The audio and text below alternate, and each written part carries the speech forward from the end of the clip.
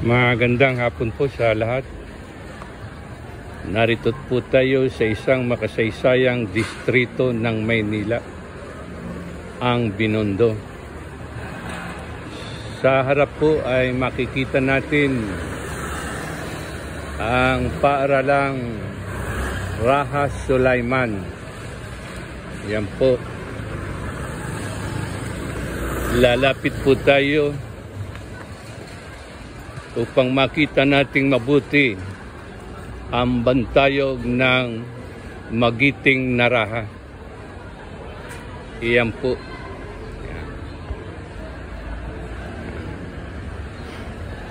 At sa harap po ay makikita natin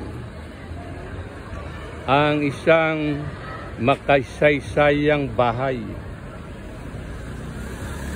Yan po, makikita ang kalumaan ng nasabing bahay. Iyan po. Palatandaan ng mga lumang bahay ay ang kanilang pintuan.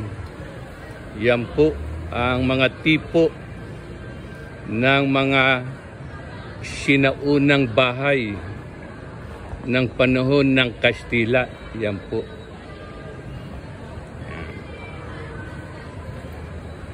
Makikita po natin ang isang ginawa ng lungsod ng Maynila.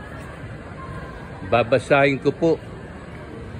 Ang pamahalaang lungsod ng Maynila sa pamumuno ni Mayor Hani Lacuna Pangan ay ginugunita ang ika-157 anibersaryo ng kapanganakan ni General Antonio Luna, punong komandante ng hukbong militar ng Republika ng Pilipinas.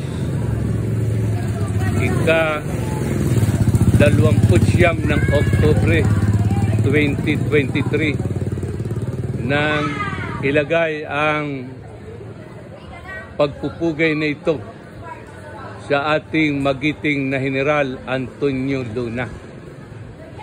Ito po ang kanilang tahanan. Yan.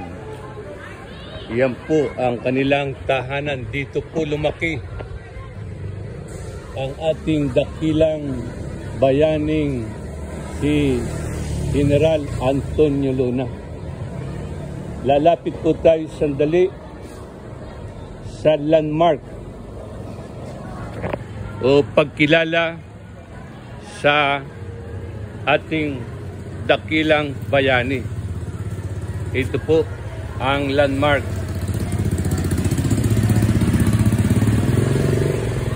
Yan po.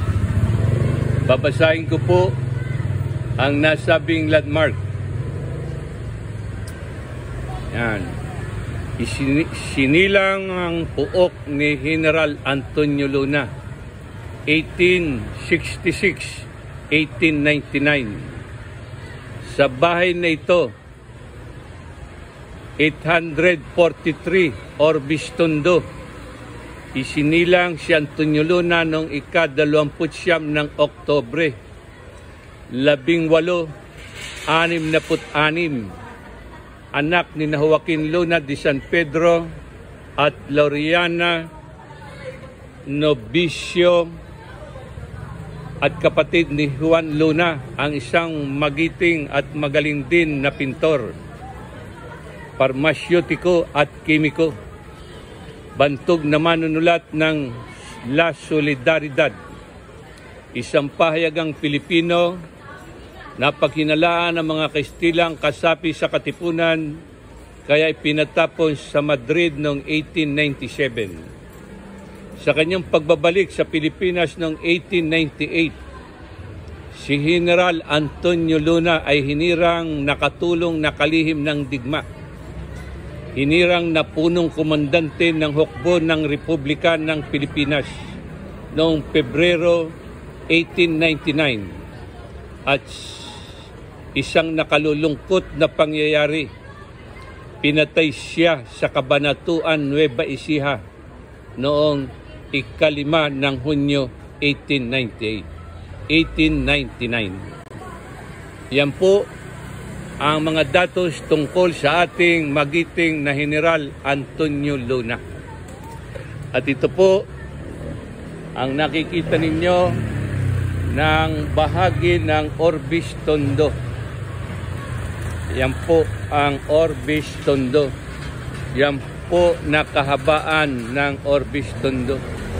Ang mga mag-aaral na makikita ninyo, yan po ay mga mag-aaral ng Raha Sulaiman o Sulaiman. At ngayon po ay makikita natin, ating bibigyan ng magandang view. May mga bandila po. Yan. May mga bandila. Yan po ang inyong nakikita na tahanan ng ating magiting na general. Dito sila lumaki, isinilang. Dito sa puok ng Binondo, Kalye Orbis Tondo. Salamat po sa pagkakataong ito, sa hapong ito. Tungkol sa tahanan o puok na kinalakhan ng magkapatid na Juan Luna, isang magaling na pintor, at Antonio Luna, na itinuring na isa sa pinakamagaling na naging general ng bansang Pilipinas. Salamat po sa umagang ito, sa hapong ito. Hapon na pala. Ito po, salamat po. Yan po ang pintuan ng tahanan ng mga Luna.